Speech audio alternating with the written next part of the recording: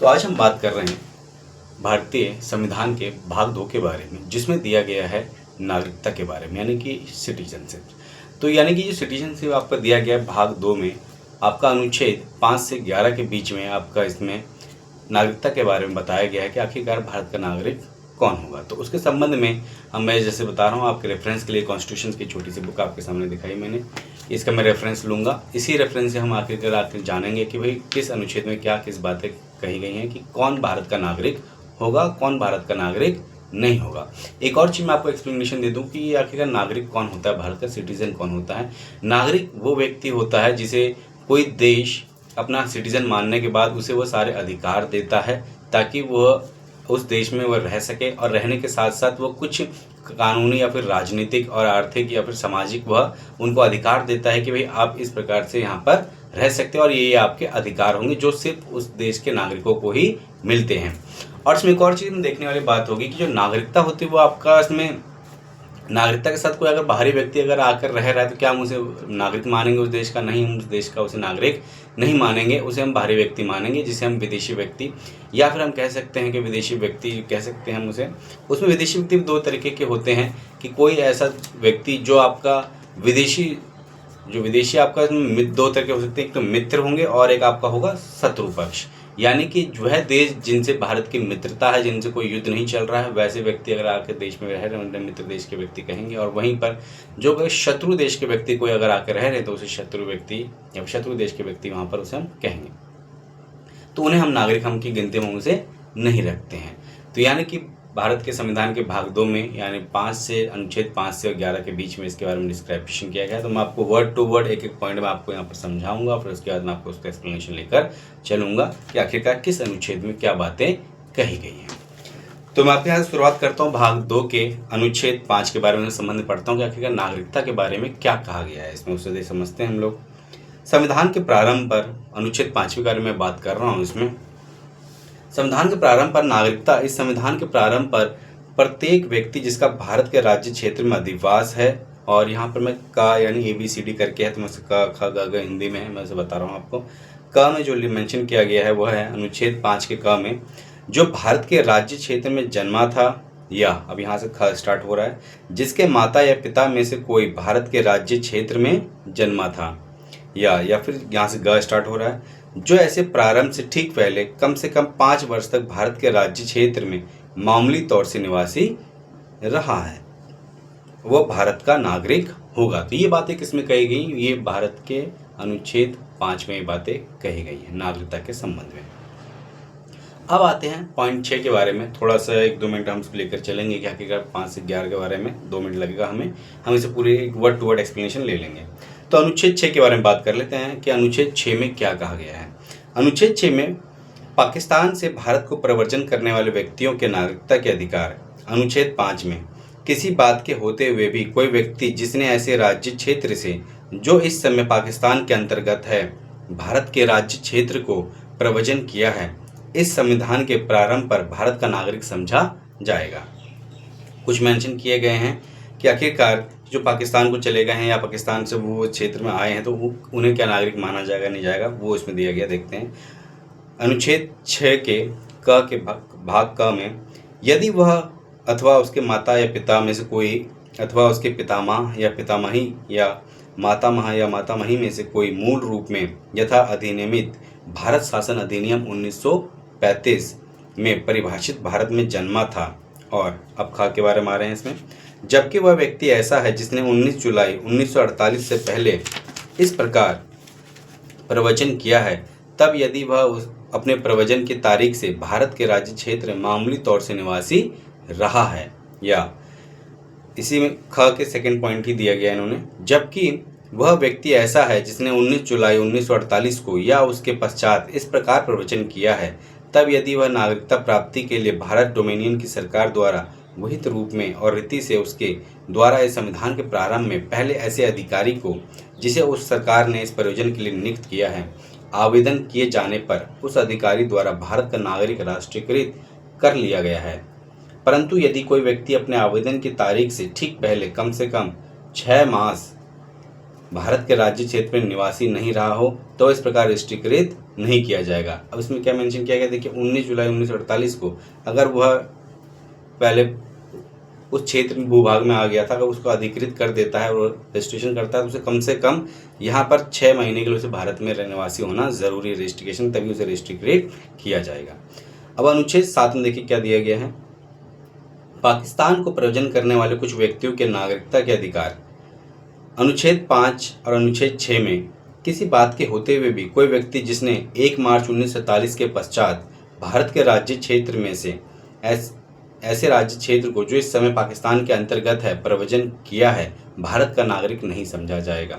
अब देखिए पाकिस्तान, इसमें अनुच्छेद 7 में इसमें क्या दिया गया है कि जो पाकिस्तान को चले गए हैं उन्हें क्या है, भारत का नागरिक नहीं समझा जाएगा, इस बारे में मेंशन किया गया है। इसमें जो इस समय पाकिस्तान के अंतर्गत है प्रवचन किया है, भारत का नागरिक नहीं समझा जाएगा। परंतु इस अनुच्छेद की कोई बात ऐसे व्यक्ति को लागू नहीं होगी जो ऐसे राज्य क्षेत्र को जो इस समय पाकिस्तान के अंतर्गत है प्रवचन करने के पश्चात भारत के राज्य क्षेत्र को ऐसे अनुज्ञा के अधीन लौट आया है जो पुनर्वास के लिए या स्थायी रूप से लौटने के लिए किसी विधि के प्राधिकार द्वारा या उसके अधीन दी गई है।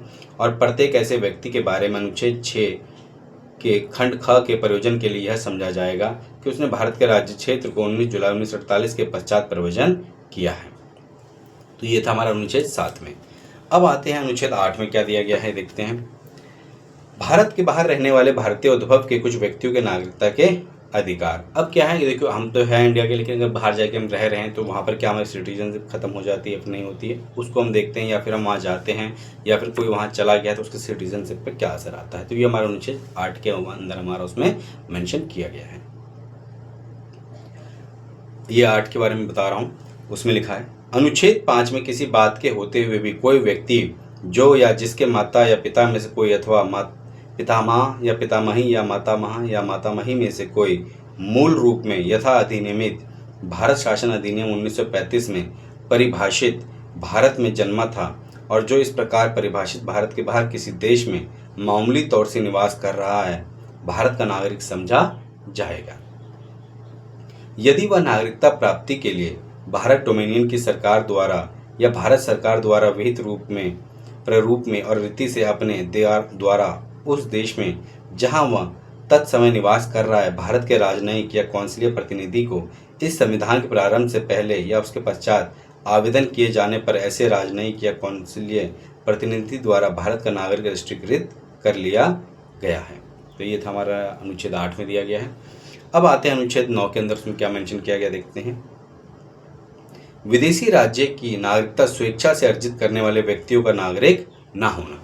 अब देखिए कि इसमें क्या दिया गया, अनुच्छेद 9 में कहा गया है कि विदेशी राज्य की नागरिकता अगर कोई स्वेच्छा से स्वीकार कर लेता है तो वह भारत का नागरिक नहीं रह जाता है, ऑटोमेटिक वह भारत की नागरिकता से बर्खास्त हो जाता है। उसके कोई अलग से उसको प्रावधान देने की या कोई अलग से आपका मेंशन करने की ज़रूरत नहीं है। जैसे ही अगर आप किसी दूसरे देश की नागरिकता आप ग्रहण करते हो तो आप भारत के भाग 2 अनुच्छेद 9 के अनुसार आप ऑटोमेटिक या फिर स्वतः ही आप अपनी नागरिकता का त्याग हो जाता है।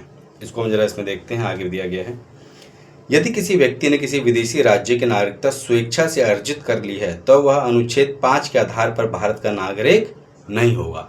इसमें देखिए अनुच्छेद 5 में ये मेंशन किया गया है कि कौन भारत का नागरिक होगा, तो यानी कि अनुच्छेद 5 के हिसाब से क्या होगा, वह भारत का नागरिक नहीं होगा। यह बात किसमें कही गई है, वह बात कही गई है अनुच्छेद 9 में आपकी बात ये कही गई है। अथवा अनुच्छेद 6 या अनुच्छेद 8 के आधार पर भारत का नागरिक नहीं समझा जाएगा, यानी कि अनुच्छेद 6 और 8 के हिसाब से भी वो भारत का नागरिक नहीं होगा। ये आपका अनुच्छेद 9 में था। अब आते हैं अनुच्छेद 10 के बारे में। नागरिकता के अधिकार का बना रहना, यानी किस किस के अधिकार का नागरिक का अधिकार बना रहेगा। प्रत्येक व्यक्ति जो इस भाग के पूर्वगामी उपबंधों में से किसी के अधीन भारत का नागरिक है या समझा जाता है, ऐसी विधि के उपबंधों के अधीन रहते हुए जो संसद द्वारा बनाई जाए भारत का नागरिक बना रहेगा। अब इसमें क्या है, इसमें अधिकार संसद को दिया गया है कि वह अगर कोई ऐसे कानून बना देती है कि भैया इस कानून के तहत वह भारत का नागरिक रहेगा। तो यानी कि 10 के बारे में यह संबंध दिया गया। 10 क्या करता है, अपनी पावर को प्रत्यार्पण यानी डेलीगेट कर देता है अपनी शक्तियों को संसद को, कि संसद यह कानून बना सकती है कि कौन भारत का नागरिक होगा, कौन भारत का नागरिक नहीं होगा। तो यह अधिकार अनुच्छेद 10 देता है भारत की संसद को। अब आते हैं अनुच्छेद 11 के बारे में। संसद द्वारा नागरिकता के अधिकार का विधि द्वारा विनिमय किया जाना। इस भाग के पूर्वगामी उपबंधों की कोई बात नागरिकता के अर्जन और समाप्ति की तथा नागरिकता से संबंधित अन्य सभी विषयों के संबंध में उपबंध करने की संसद की शक्ति का अल्पीकरण नहीं करेगी। अब इसमें देखिए क्या है, 11 में कहा गया है कि संसद द्वारा नागरिकता के अधिकार का विधि द्वारा विनियमन करें, यानी कि संसद क्या कर सकती है, नागरिकता के अधिकार को, यानी कि जो आपका 5 से लेकर 10 तक के बारे में जो मेंशन किया गया है कि भाई इस प्रकार से ऐसे ऐसे नागरिक होगा, तो इससे यह नहीं होता कि संविधान में कह दिया गया कि ये वो आपका नागरिक होगा, अगर संविधान में ऐसा है तो नहीं, संसद उसे अभी भी संशोधित कर सकती है, उसका अधिनियम को ये अधिकार दिया गया। ये बात मेंशन करी गई बाकायदा 11 में, अनुच्छेद 11 में, कि भाई संसद को ये पूर्ण अधिकार है कि कौन नागरिक होगा, कौन नागरिक नहीं होगा। संसद यानी कि अनुच्छेद 5 से 10 के बीच में कोई भी बात अगर ऐसी कही गई है कि भाई ये नागरिक होगा, तो उसको बिहाफ पे आप उसको प्रूफ या फिर आप उसको वह आधार नहीं बना सकते कि नहीं संविधान में ऐसा कहा गया है, वहाँ उस अनुच्छेद में ऐसा लिखा गया है, तब जाके मैं नागरिक हूँ। नहीं, संसद ही आखिरकार अंतिम निर्णय की जो शक्ति है वो संसद को ही यहाँ पर नागरिकता के संबंध में दिया गया है। तो ये तो हमने पढ़ा था 5 से लेकर 11 तक के बारे में, यानी कि आपके संविधान के भाग जो हमारा भाग 2 में यानी कि 5 से लेकर 11 तक के जो भी इसमें नागरिकता के संबंध में जो बातें कही गई वह तो इसमें आपका हुबहू मैंने आपको एज इट इज बता दिया। अब चलते हैं कुछ बातों के बारे में जो नागरिकता के संबंध में एक ह्यूमर होता है कि जैसे अब आपने देखा होगा इसमें एक पॉइंट और एक और वर्ड आता है हमारा, उसे जिसे हम कहते हैं एकल नागरिकता। ये क्या है एकल नागरिकता या दोहरी नागरिकता, इन दो वर्डों पर अगर हम आते हैं चर्चा करें तो आपने देखा होगा कि अमेरिका में क्या होता है कि वहाँ पर एक तो स्टेट जैसे हमारे यहाँ पर यूपी, बिहार, पंजाब ये सब हो गया स्टेट, तो वहाँ पर हमारा जो स्टेट होता है यहाँ पर क्या है कि हमारी एकल नागरिकता चल रही है। हमारे पास क्या, हम सिर्फ एक सिंगल नागरिकता है हमारे पास, लेकिन अमेरिका जैसे देशों में वहाँ पर क्या है, वहाँ पर दोहरी नागरिकता है। उनके पास सेंट्रल गवर्नमेंट के सिटीजनशिप होते हैं, होने के साथ साथ उनके साथ स्टेट गवर्नमेंट की भी सिटीजनशिप उनके पास होती है। लेकिन भारत में क्या किया गया है, भारत में आपको सिर्फ एकल दिया गया है, यानी कि सिर्फ आप एक गहरी नागरिकता ही आपके पास है, कोई दोहरी सिटीजनशिप आपके पास नहीं है। आप निवासी हो सकते हैं किसी दूसरे राज्य के, यानी कि आप बिहार के या फिर पंजाब के, यूपी के आप निवासी हो सकते हैं, लेकिन इसका मतलब ये नहीं कि आप बिहार के भी आप नागरिक हैं, फिर इंडिया या भारत के भी आप नागरिक होते हैं, ऐसा नहीं माना जाए। आपको सिर्फ भारत का ही नागरिक माना जाएगा। आप निवासी अलग अलग क्षेत्रों के आप हो सकते हैं। यानी भारत में क्या दिया गया, सिर्फ एकल नागरिकता दी गई है। इसका कारण था कि ताकि भेदभाव ना हो यहाँ पर। और अब भेदभाव से एक और पॉइंट यहाँ पर आ जाता है कि अगर भेदभाव नहीं है तो आपने देखा होगा कि कई राज्य सरकारें कुछ मेंशन कर देती हैं कि हमारे यहाँ पर जो नौकरियाँ या फिर यूपी गवर्नमेंट हो गई या फिर राजस्थान गवर्नमेंट हो गई, वो मेंशन करती हैं कि हमारे यहाँ पर जो निवासी है, हमारे जैसे राजस्थान के निवासी, वही सिर्फ इस फॉर्म को भर सकते हैं या फिर वही इसके लिए एलिजिबल होंगे कि भैया इतने परसेंटेज आपके यहाँ के निवासी होंगे, उनके लिए ही ये सीटें बुक करी गई हैं। तो क्या इसको हम कह सकते हैं कि एकल नागरिकता ये भंग तो नहीं हुई इससे? नहीं, इससे क्या किया, आपका संसद ने संशोधन करके इसको प्रावधान दिया गया कि कुछ राज्य अपने लिए ऐसी सीमित सीटें आप रख सकते हैं। तो ये उससे आपका एकल नागरिकता आपकी भंग नहीं होती। अब एक और पॉइंट हम इसको थोड़ा समझ ले जो नागरिकता से संबंधित ही है, जिसे हम लाया गया था OCI, जिसे कहते हैं ओवरसीज सिटीजन, जिसे हम कह सकते हैं ओवरसीज सिटीजन हम कह सकते हैं ऑफ इंडिया। यानी कि ये क्या लाया गया, OCI है आपका और एक PIO है। PIO क्या है, पर्सन ओरिजिन ऑफ इंडिया। ये दो चीज़ें मेंशन करी गई थी। आपका जो OCI आपका मेंशन किया गया वो 2005 में आपका मेंशन किया गया, और वहीं PIO आपका 2002 में मेंशन किया गया। इसको थोड़ा हम समझ लेते हैं क्या है। अब देखिए कि भारत क्या है, तो भारत विशाल देश है और हमारी जनसंख्या भी काफ़ी है। भारत में आपका कह सकते हैं विश्व में अब पहले नंबर पे आ गई है, पहले तो दूसरे नंबर पे थी। तो इतना ज़्यादा डायस्पोरा हमारा होने के बावजूद हमारे क्या अलग अलग क्षेत्रों में, सभी देशों में, सभी अलग अलग क्षेत्रों में हमारे काफ़ी ज़्यादा भारतीय नागरिक हैं। तो उनके लिए कुछ विशेष प्रावधान किया गया था।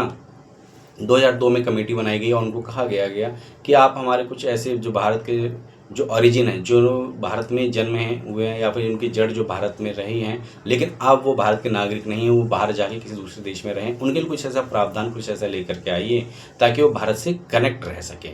तो उनके लिए कुछ ऐसे कार्ड की व्यवस्था करी गई थी उन्होंने।